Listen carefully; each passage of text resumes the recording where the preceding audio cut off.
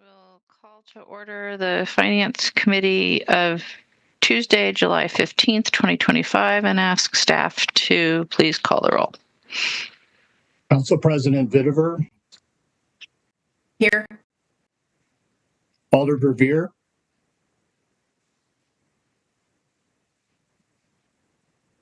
Alder Govindarajan. Here. Alder Madison. Here. Alder Figueroa Cole.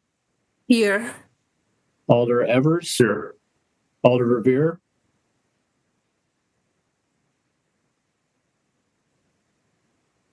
Alder Verveer.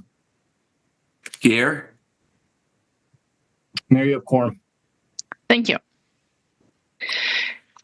We have no one wishing to speak in general public comment. So are there any disclosures or recusals on today's agenda?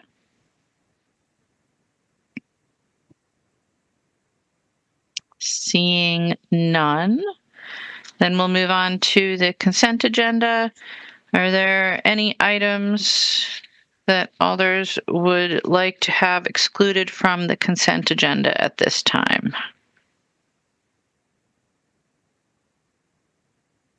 Alder Verveer.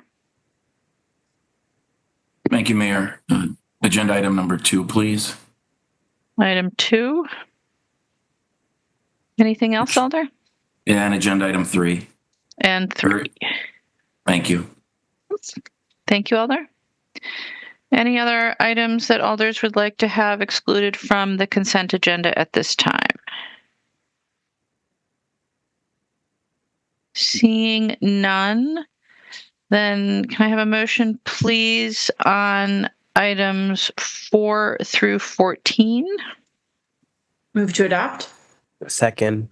Moved and seconded to adopt items 4 through 14 with the recommendations therein. Is there any objection to recording a unanimous vote on the consent agenda? Seeing no objection, we'll record that vote on items 4 through 14 and release any staff who are here for those items. And then go on to item 2, which is Legistar 88733, recreating a vacant position of a 1 FTE program assistant in Comp Group 20 as a 1 FTE administrative services supervisor position in Comp Group 18. On item 2, can I get a motion, please? Move to adopt. Is there a second? Second. Moved and seconded to adopt item 2. I assume that this is HR staff that can answer questions about this. So Alder Verveer, did you have questions? Yeah, thank you, Mayor. Just a quick question for Dave, actually, and it's simply because Bill's memo doesn't really give the explanation. But as you probably are aware, Dave, I knew Kay Bentley well and was surprised through the sake of efficiency that we never filled her position when she retired so many years ago. And I was just curious what changed. Am I remembering correctly that most of her supervisory duties were transferred to Eric VM? Thanks, Alder Verveer, for those questions. Yes, that was put into the risk manager position, and the document services and administrative support was also put within risk management at that time. What we found recently is we have consolidated our front desk down to the first floor and have found some efficiencies with that. And the program assistant position we felt would be better utilized with the additional workload associated both with on the insurance side that demand more of the risk manager's time, as well as what we need in terms of kind of administrative oversight work, administrative support work within the department, things like personnel, tracking of training, and as well as providing some of the kind of front desk support that we occasionally need on the fourth floor.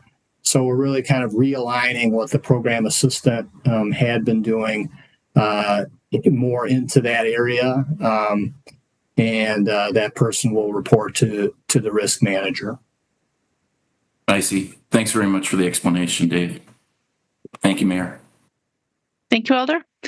Any other questions for staff on item 2? Seeing none, it's been moved and seconded. Is there any discussion? Seeing no discussion, it's been moved and seconded. Is there any objection to recording unanimous vote in favor? Seeing no objection, we'll record a unanimous vote in favor of item 2. And move on to item 3, which is Legistar 88800, adopting and confirming the labor agreement between the City of Madison and IATSE. Motion, please.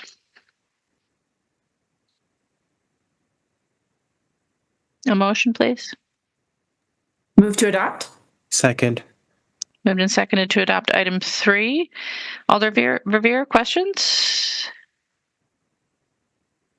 Alder, you're muted. There you go. Thank you.